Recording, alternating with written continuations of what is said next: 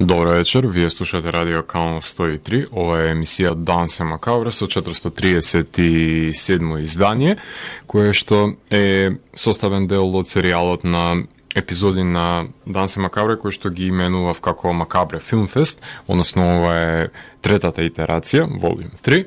каде што ви приложувам моја селекција и анализа на актуелни играни документарни филмови, со тоа што на крајот на емисијата ќе добиете и едно навраќање наназад за едно култно остварување на кое што му посвети време. Така што во текот на емисијата ќе ви говорам за интригантни филмски остварувања кои што сметам дека се погодни за да ги погледнете во овие топли летни денови. Продолжувам да бидам куратор на овој серијал на епизоди кои што се насловени како Макабре Филмфест со цел на слушателите и љубителите на филмот да им понудам еден шаренолик избор на квалитетни филмови за гледање со надеж дека барем малку ќе имам удел во проширувањето на спектарот на восприемање на филмската уметност со помош на мојата селекција и ќе развијам некаков си диалог за вредностите кои што ги поседуваат председелата за кои што ќе ви говорам. Целта ми е да ги побијам предрасудите и стигмата околу жанровскиот филм и неправедното деградирање на истиот од неуките гледачи, да стекнам неколку и пред се да истакнам соодветни исклучителни артхаус филмови кои летаат под радарот на домашните филмски фестивали, да издвојам неколку уникатни документарни филмови и пред се да се навратам на некоја подзаборавена класика од моја страна или пак да откријам нешто што и самиот го имам пропуштено и да пополнам некоја дупка во моето предсегледачко искуство. Цел живот учиме и догледуваме, па затоа потрагата по новите филмови и новите филмски искуства го ревитализира сечи живот, нудејќи тајни за човечкото постојање до кои не може да се дојде на ниту еден друг начин, по ниту еден друг пат. Потребно е само да се олупат слоевите на естетските вредности и да се вкуси сочната внатрешност на исклучителните филмови. За ова издание се задржав околу позабавни филмови, поинтригантни и поведри, со цел да го подигнам вашиот морал и да ви направам еден избор кој ќе одговара за овие летни денови. На почетокот на емисијата слушнаме две композиции од Дасти Чопер, односно слушнаме Back on the Road и Mississippi Air, кој што можевте да наследите од овие композиции. Станува збор за бенд кој што свири препознатлив јужњачки метал во рангот на Hell Yeah, Damage Plan, Pantera, значи помешано со нивниот сензибилитет за байкерството, така што тоа е составен дел начин на живот кој што го имплементираат. Овие две композиции доаѓаат од нивното EP издание Rednex Cigars, Whiskey and the Devil, кое што го издадоа оваа година. Ова е нивно второ EP издание. Претходно имаат еден долгосвиречки албум, Hell of a Ride беше насловен, а всушност бендот е оформен 2010 година и ни доаѓа на многу байкерска земја, од Будимпешта, односно од Унгарија. Невообичаено ако би посакале да слушнете ваков звук, би сметале дека тој би доаѓал од Мисисипи или Тексас. Ова е унгарски производ, од кој што во продолжение ќе слушнеме композициите Redneck Rampage и Moonshine Baby. Така што ќе слушаме дисторзирана музика на почетокот за малку да ве разбудам, за да може да се фокусираме за сите тие филмови за кои што ќе ви говорам во текот на емисијата. Данс е Макабре е емисија во која се зборува за уметност и тука уметниците се вистински херои, а не политичарите. Целта на емисијата е да се доближи до квалитетната уметност и таа да ја презентира до секој слушател. Вечерва имаме закажано полноќен танц со смртта во 437 пат. Јас сум Златко Ѓелевски, а ви останете со трансмисијата на Канал 103 до крајот на светот. Вие слушате Радио Канал 103, емисијата Данс е Макабре, 437 издание, именувано како Макабре Филмфест, односно во текот на емисијата ќе ви говорам за 6 исклучителни филмски остварувања. Во првиот сегмент на емисијата ќе посветиме внимание на две жанровски филмски остварувања, односно 2 освежувања во рамките на хорор жанрот, така што на почетокот ќе се фокусираме на филмот Беки. Беки е режисерско остварување на Джонатан Милод и Грим Мурнион, односно на збор за нивниот трет долгометражен игран филм. Стана збор пред се за режисерите на Кутис и Бушвик. Кутис беше една одлична хорор комедија за која што ви говорев пред неколку години во рамките на месечните прегледи на Дансе Макабре. Режисерите се враќаат на хорор жанрот со силен удар преку филмот за тинеџерката Беки, глумена од соодветната актерка за ролјата Лулу Вилсон, која што заедно со незиното семејство оди во викендица покрај езеро, дом во кој што ќе бидат нападнати од групација на затвореници, кои па имаат цел да изнудат од нив еден мистериозен клуч, меѓутоа Беки е таа која што одбива да соработува и еден по еден ги сотрува напаѓачите, како што знае и умее пред се. Во погон се ставени класичните тропи на домашната инвазија во почетокот на филмот, пред да се смени брзината и да се претвори во едно крваво и немилосрдно остварување, една своевидна хорор инкарнација на Home Alone, со протагонистка во главната улога се разбира, која нема намера да им дозволи на напаѓачите да имаат лесен плен. Иако напоменав дека употребени се практични ефекти, како што можете да слушнете и од самиот трейлер, кои се доста крвави, налетав во неколку проблеми во монтажата, кај што употребени се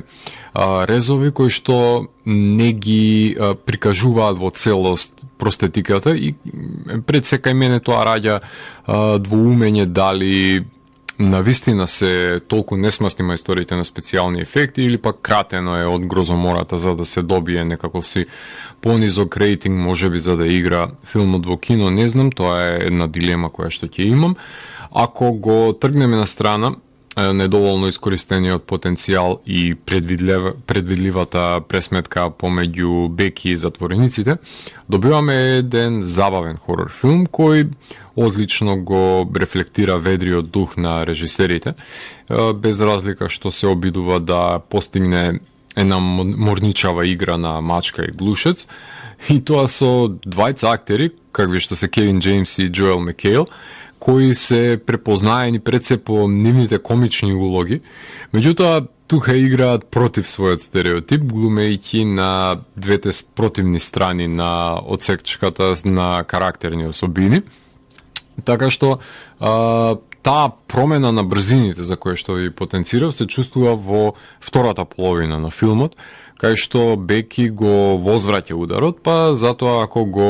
издржите тензичниот вовед, ќе бидете наградени со доста крвава акција. Одлично освежување за летниот хорор репертуар представува самиот филм, кој го заслужи своето место, барем ја сметам во 50 најдобри хорор филмови на годината, но дали ќе заврши меѓу најдобрите 10 ќе дознаеме тоа во последната епизода на Дансе Макабре, која што традиционално се емитува на крајот на годината. Меѓутоа Беки е едно убаво освежување кое што топло препорачливо е да се гледа во друштво и да се ужива во стапиците кои што Беки ќе им ги подметне на незините напаѓачи, односно луѓето кои што ќе упаднат во нивниот дом, а и мистеријата ја држи до самиот крај со оглед на тоа што не знаеме баш зашто толку се желни да нанесат зло господата кои што влегуваат во домот на Беки, така што топла препорака да го погледнете ова летно хорор освежување. Во продолжение ќе слушнеме трейлер за филмот Scare Package. Scare Package е хорор антологија која што е режисерско остварување на подгответе се сега. Кортни Хилари Андуџар, Ентони Казенс, Емили Хегинс, Арон Би Кунц, Крис Мекинрој, Ноа Сеган, Берон Вон. Од сите овие имиња што ги напоменав, ги забележуваме режисерите на долгометражното хорор остварување Камера обскура, кој што има пред некоја година можност да го погледнам. И двајца од напоменатите се актери кои што веќе имаат направено реноме, меѓутоа ова е нивно режисерско деби. Така што станува збор за антологија на хорор комедии. Пред се хорор антологиите кои што се појавуваат во текот на годината се бројат на прсти, а па антологии кои се хорор комедии скоро и да не постојат, барем не такви за кои што вреди да се прави муавет. Ова е една од тие антологии за кои што пожелно е да ја погледнете, која што е продуцирана од стриминг сервисот Shudder, кој нагалено е наречен као Netflix за хорор фанови, кој е наменет исклучиво за љубителите на хорор жанрот, заради тоа што само филмови од тој жанр се аплодирани и се поставени на оваа платформа. Составен дел е од краткометражните филмови Girls Night Out of the Body, The Night He Came Back Again, Part 4, The Final Kill, Cold Open, Red Chat's Horror Emporium, Horror Hypothesis, One Time in the Woods, Mister и So Much to Do, кои што образуваат една целина, која што како сите други антологии кои се вредни на спомнување имаат и една рамка, таа е според принципите на омнибусите задржана е таа една рамка во која останатите приказни продираат на различен начин, а таа рамка се однесува на видеотека, која што е именувана како Red Chat's Horror Emporium и нејзиниот собственик, кој што вработува нов работен, врз основа се разбира на неговиот преценет вкус за хорор филмови,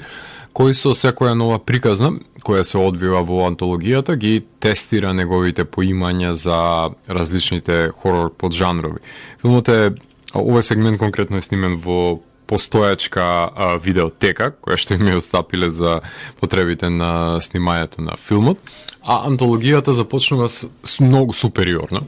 со една прекрасна постмодерна хорор интервенција врз самата тропа на тој препознатлив cold opening, односно со помош на типизиран лик кој што е наменет да умре во првата сцена од секој хорор филм. Меѓутоа, тој е убеден по секоја цена да ја преживее неговата предодредена судбина и ќе погледнете до крајот на антологијата дали тоа ќе му се оствари. Не е тестиран само ново вработениот во видеотеката, туку и самите хорор тропи на поджанровите кои што се застапени во антологијата,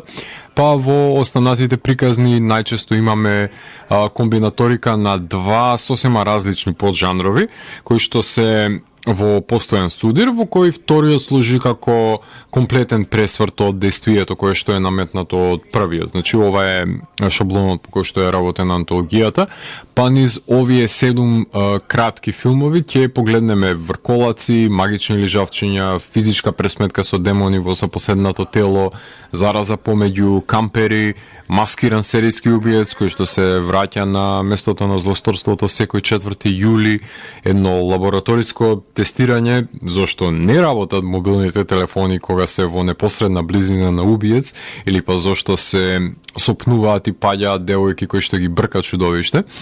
што се неизбежни тропи за хорор жанрот, но тука се ставени под лупа на научниот експеримент. Сега, да се разбереме, не ми се допадна сите сегменти, врколаците или жавчињата посебно, затоа што ми беа неинвентивни, ама постмодерните интервенции навистина беа померак и тоа е едно богатство кое што може би го започна Вес Крейвен со неговите филмови, модернизирајќи го хорор жанрот. Меѓутоа, тука во рамките на хорор комедијата се поигрува со овие тропи, меѓутоа не како што во комедиите со хорор елементи се поигрува со самиот жанр и смевајќи го. Тука авторите многу добро знаат како да се справат со жанрот, заради тоа што се љубители и фанатици по жанрот, така што ништо не е на сметка на исмевање на овие тропи. Напротив, едноставно се додаваат вицеви хумористични сцени кои што само го задржува вниманието на гледачот. Shudder не би биле тоа што се ако не го инволвираат еден од најстарите хорор критичари, ревитализираниот Джоба Брикс и неговата култна емисија која што се емитува на овој канал, кој е до ден денес, кој доаѓа во функција како Брус Кембл што имаше во My Name is Bruce, да биде од помош на типизираните ликови, меѓутоа колку ќе успее во тоа треба погледнете филмот. И единствена паралела во самиот формат и тип можам да направам помеѓу овој филм, односно оваа антологија и Dude Bro Party Massacre 3.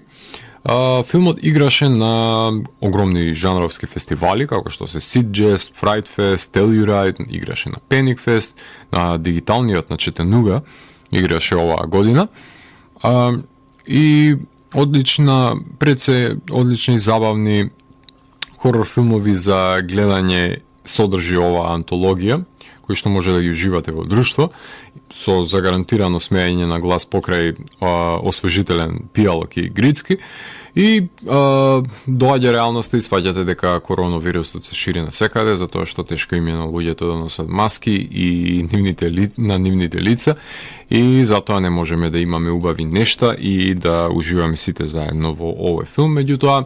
човекот од секогаш си бил свој најголем непријател, а хорор жанрот е тука да не подсети на оваа кауза. Авторите и продуценти на филмот имаат направено еден интригантен потфат со тоа што споделуваат визит карти односно членски карти за ова Red Chats Horror Emporium, односно оваа имагинарна видеотека, каде што може да се јавите на бројот на оваа видеотека и да поразговарате со шефот, кој што врз основа на вашиот вкус во поглед на хорор жанрот, односно кои поджанрови вас ви се допаѓаат, тој да ви даде негова препорака што вие да погледнете. Така што тука има еден интерактивен потфат кој го имаат направено момците кои го продуцирале овој филм, што е подсетува на серијалите со Фреди Кругер, каде што можеше да се јави човек на Фреди Кругер и да го слушне неговиот глас или па да добиете повик од негова страна. Така што ова е уште еден чекор за доближување до самите љубители на жанрот, со оглед на тоа што филмот е на дигитална платформа, ќе добие и свое Blu-ray, DVD и VHS издание заради тоа што заслужува. Посебно овој кавер арт мора да заврши на видео на VHS издание заради тоа што мета концептот, односно на кавер во кавер многу добро говори за што точно ве очекува од Scare Package. Така што тука може да направиме на кратка музичка пауза, односно во продолжение на емисијата ќе слушнеме Roadkill Soda и 4 композиции од нивниот нов албум Саграда.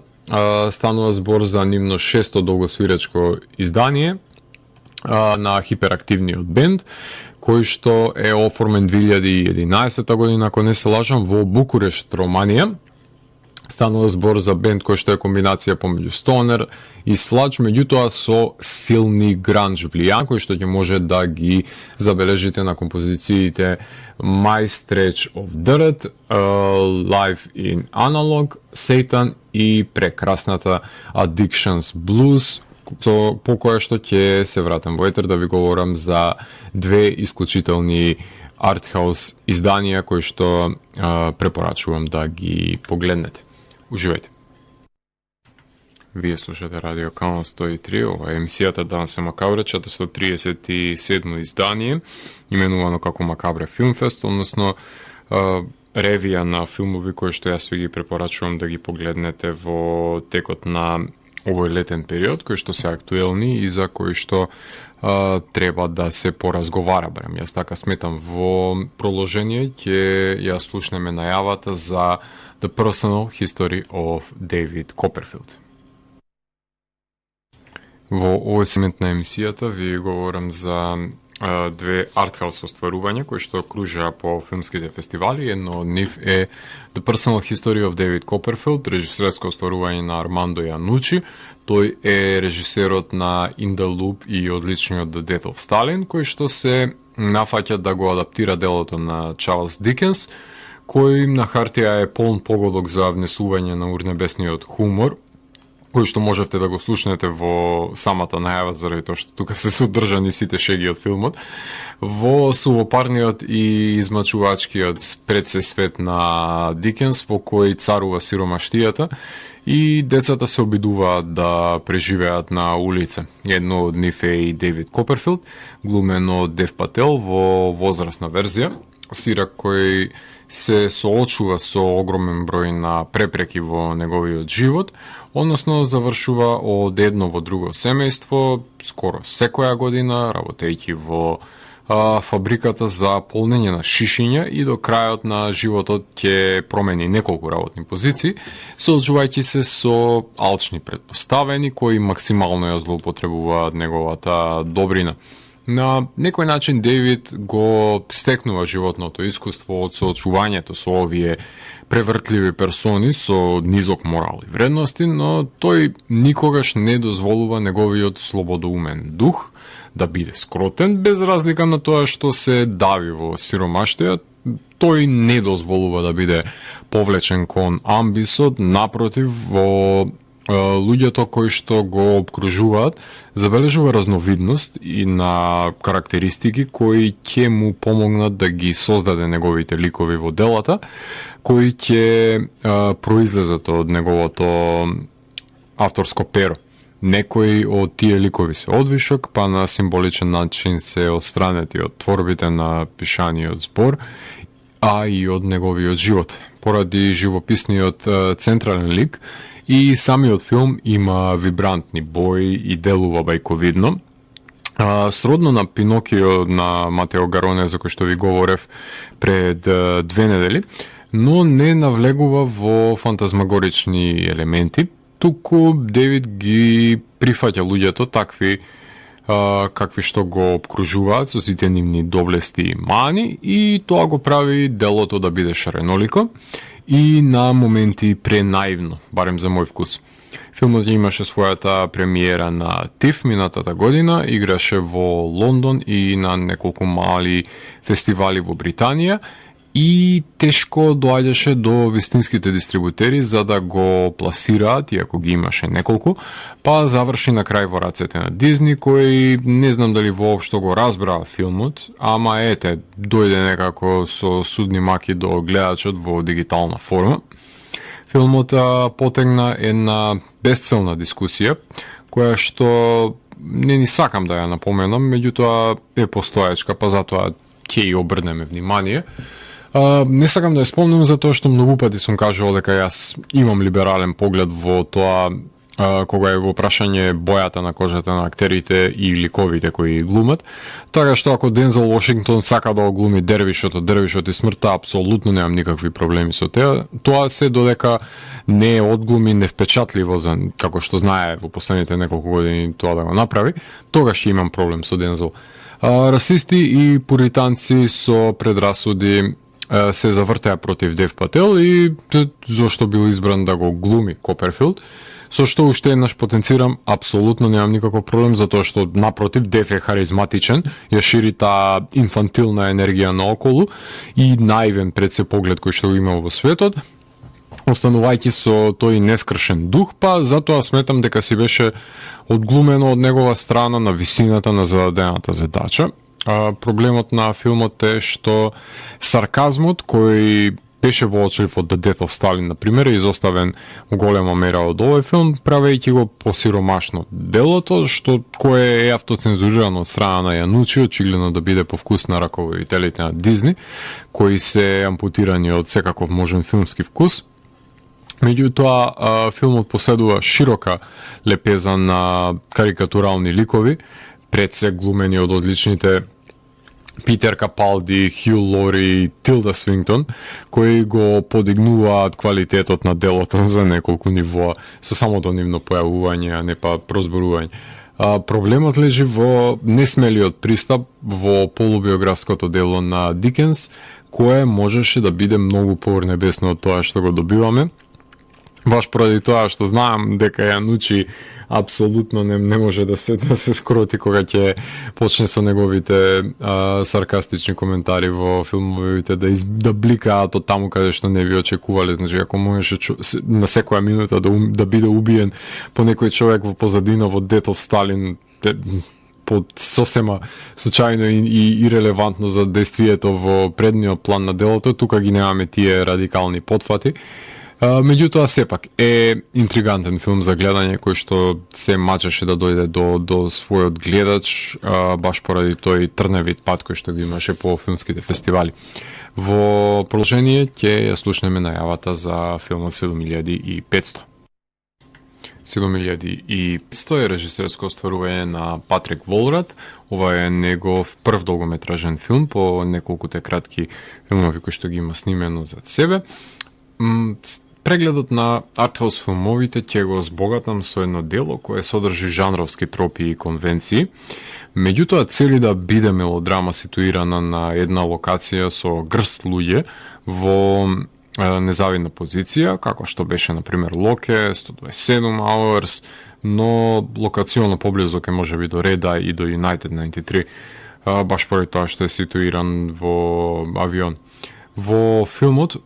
копилотот на авионот е глумен од младиот Джозеф Гордон Левит, кој заедно со неговата девојка, стюардеса, го пилотира на летот на авионот наменет за патот од Берлин до Париз. Меѓутоа, во авионот ќе се качат терористи кои ги држат патниците како заложници и почнуваат еден по еден да ги убиваат додека не бидат исполнети нивните уценувачки барања. Голем дел од пред се авионот се одвива на една локација, односно пилотската кабина во самиот тој авион, кој што се наоѓа во облаците, додека е во тек оваа заложничка ситуација во филмот. Левит глуми еден повлечен евримен, кој ќе биде соочен со енормни и немили околности во кои мора да бира кого ќе го спаси во тој авион, односно да донесе одлука дали да ја предаде контролата на леталото на терористите или пак да дозволи еден по еден да бидат убиени патниците. И сега не го забележуваме само неговиот херојски потенцијал кога ќе се најде во оваа ситуација, предизвикан да ги носи тие тешки одлуки. Во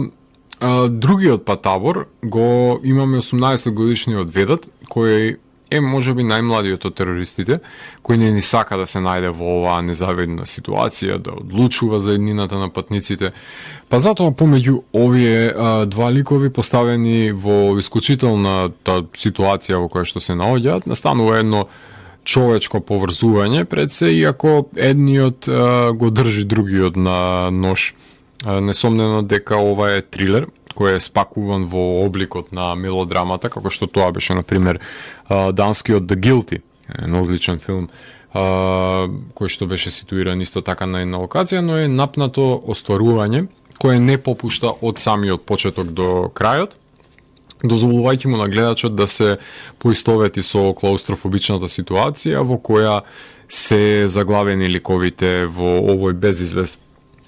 Филмот беше прикажан на фестивалите во Локарно, во Хамбург и во Колонја, кај што верувам дека го задржал вниманието на публиката баш поради тензичната атмосфера која што ја поседува ова дело.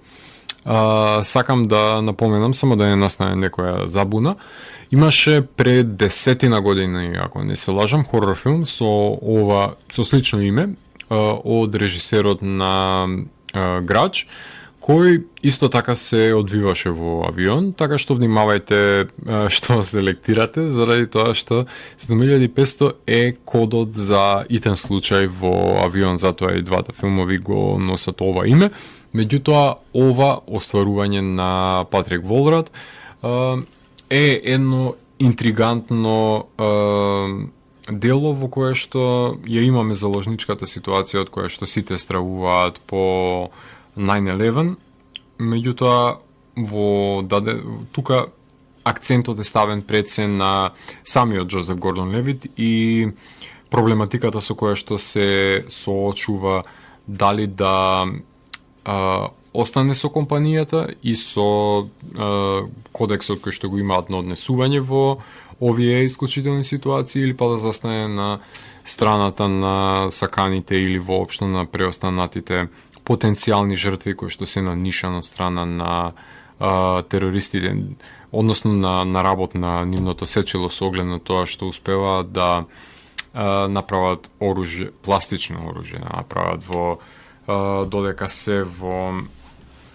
пластично ладно оружје, ако може така да го дефинираме, со оглед на тоа што не смеат да внесат огнено оружје, баш поради тоа што на терминалот се скенирани.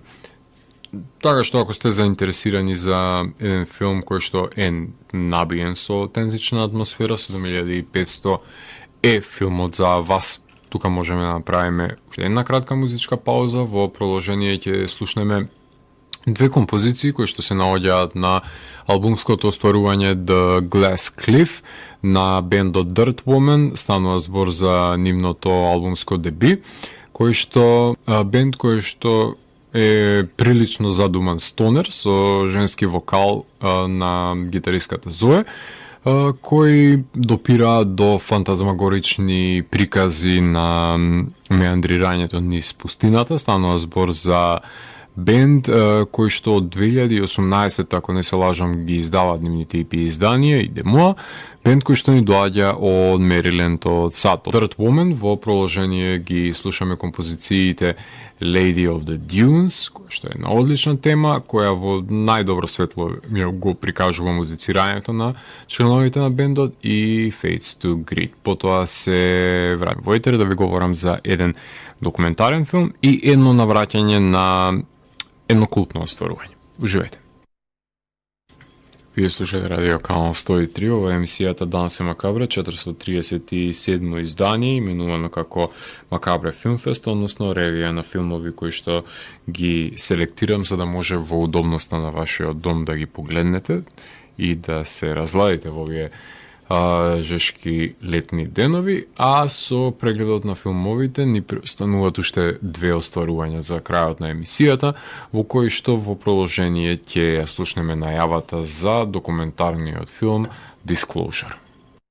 Disclosure е режисерско остварување на Сем Федер, односно режисер кој што постојано работи за промовирање на квир културата преку неговите документарни филмови, како што е Kate Bornstein is a Queer and Pleasant Danger.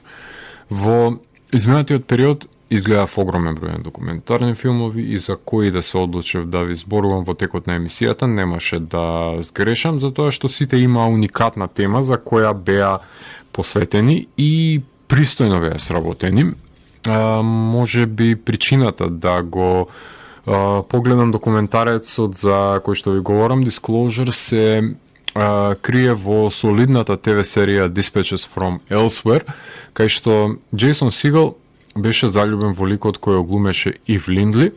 која е трансджендер актерка, и ова беше сосема соодветен начин да се надмине стигмата околу половата определба на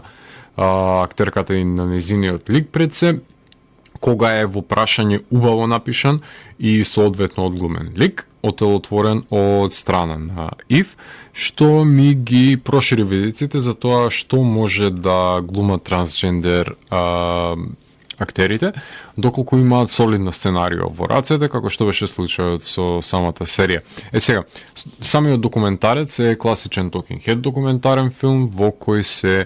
напоменува филмската историја во која се појавуваат првите машки ликови кои се облечени како жени и на хумористичен начин на кој се третирани пред се овие ликови во филмовите и во ТВ сериите, додека пак постепено не забележиме поиздржани и поизвикани сериозни изведби на трансджендер ликови со текот на еволуцијата на филмот, кои не можам да речам дека имаат некое си култно остварување, доколку не се од универзумот на Џон Вотерс, таму се е култно,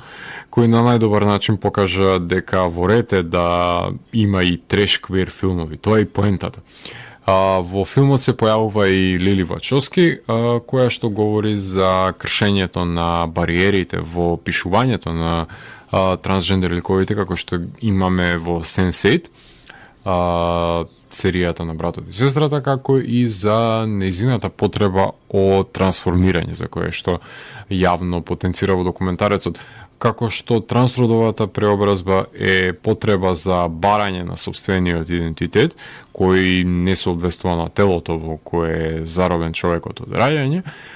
така и трансактерите се обидуваат да го најдат своето место во филмската индустрија, токму тие секогаш биле составен дел од Холивуд, но поставени во неговите маргини. Сега јас не сакам да им дадам предимство на одредени актери и актерки поради нивниот пол, боја на кожа, етникум, припадност, која и да е категоризација, затоа што иако тоа се обележја на нив, кои што си имаат собствено животно искуство, апсолутно не ги фаворизирам кога е во прашање акторската вештина и способност да се долови еден лик на големото платно. Ако неа ја нема ниту еден пол, раса, сексуална определба која што може да ги извади од таа бездна. Затоа убаво е што составен дел од Холивуд се трансактерите и актерките, меѓутоа потребни се повеќе димензионални ликови да глумат со бравура пред се, кои што ќе бидат запамтливи и ќе демонстрираат што значи да се одглуми нешто што е незаборавно. Пред се, несомнено дека трансгендер улоги и ликови имало од секогаш, значи од Crying Game, Boys Don't Cry, The Silence of the Lambs, дури до Orange is the New Black, секаде се појавуваат ликови кои што се non-binary gender, меѓутоа потребно е да има поголема лепеза на ликови пред се и подобри актери за нивно глумење. Така што се надевам дека во иднина овој документарец е само една затворање на една иницијална фаза и во иднина ќе може да посведочиме на се повеќе и повеќе остварување во кои што ќе има трансактери и актерки кои нема да бидат таму само заради нивната определба, туку ќе имаат ликови кои што ќе бидат субстанцијални, издржани, повеќе мултидимензионални, повеќе слоевити и ќе бидат одглумени од страна на актерите и актерките со запамтлива вештина и ќе придонесат да се создадат одредени култни остварувања од иднината. Така што ако ве интересира позиционирањето на трансгендер актерите и актерките во Холивуд, Disclosure е филмот, документарниот филм за да се запознаете со нивната проблематика и нивното позиционирање пред се во филмската индустрија. Како навраќање во прегледот на филмови, го издвојувам филмот Suburbia, така што во продолжение ќе ја слушнеме најавата за него. Suburbia е режисерско старување на Ричард Линклетер од 1996 година, кој го снима овој филм по прекрасните Dazed and Confused и првиот дел од Before Sunrise трилогијата, и пред да го сними The Newton Boys, тој Линклетер е Џон Хјус на 90-тите,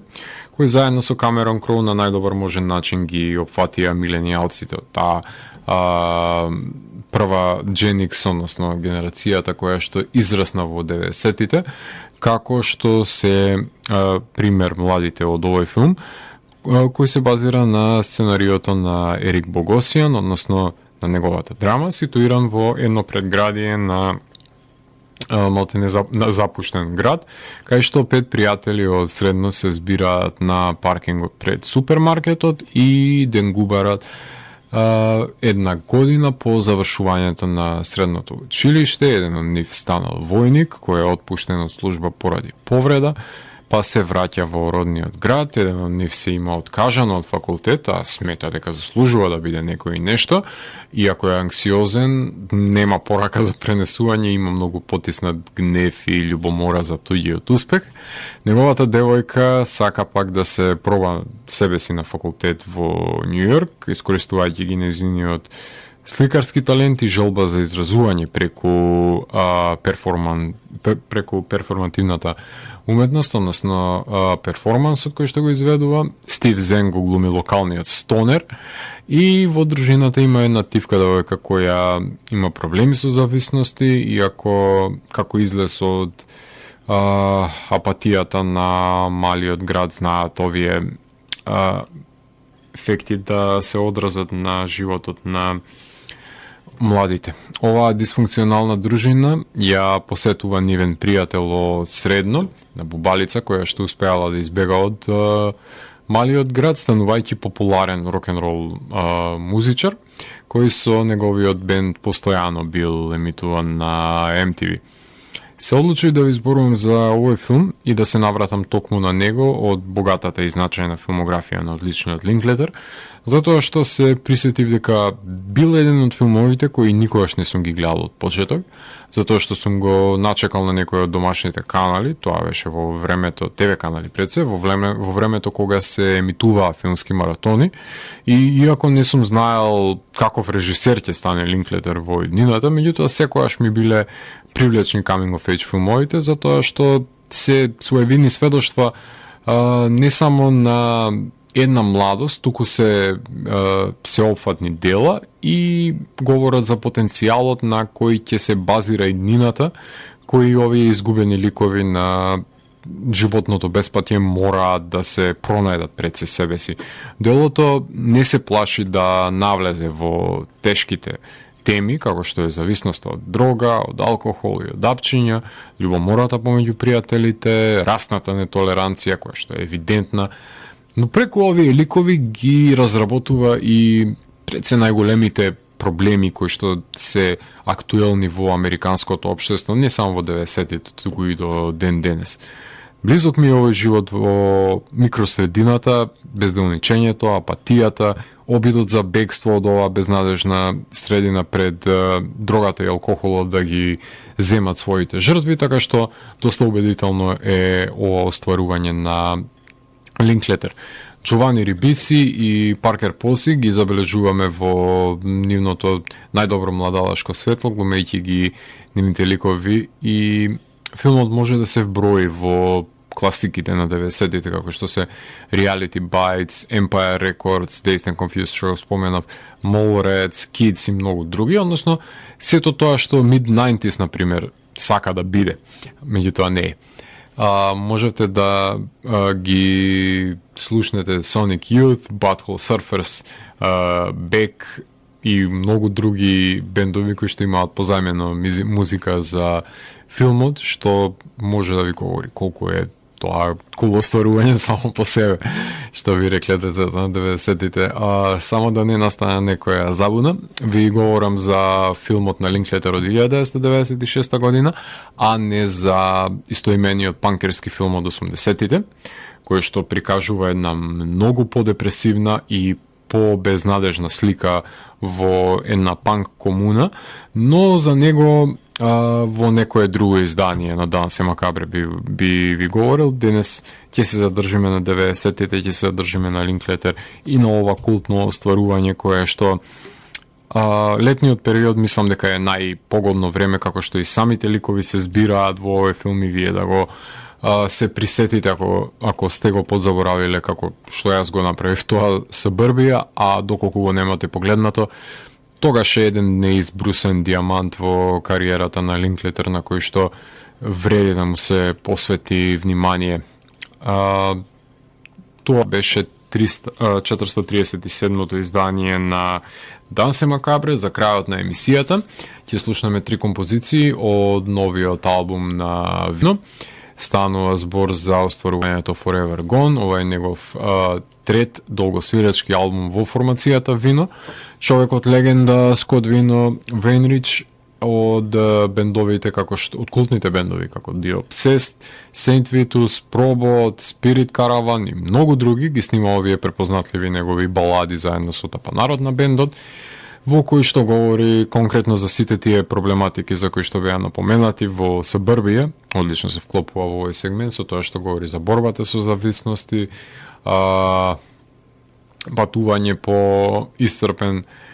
долгометражен пат, односно километарски оддалечен од домот, одметничка каубојска музика пред се за потрагата по себе си во ова лудо време.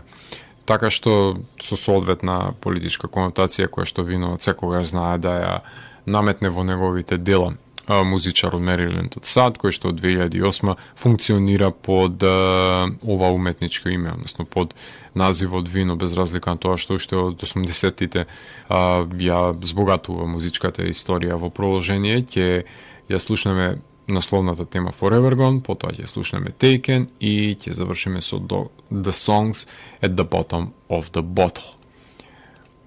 Јас сум Завко Јелевски, го затворам 437-миот гримоар на Дансе Макабре и го враќам на полицата кај останатите изданија кои кријат тајните на универзумот. Тонереното издание на Дансе Макабре, не бидете себични, почитувајте и препорачаните мерки за заштита на себе си и останатите, седете дома и гледајте филмови. Чао!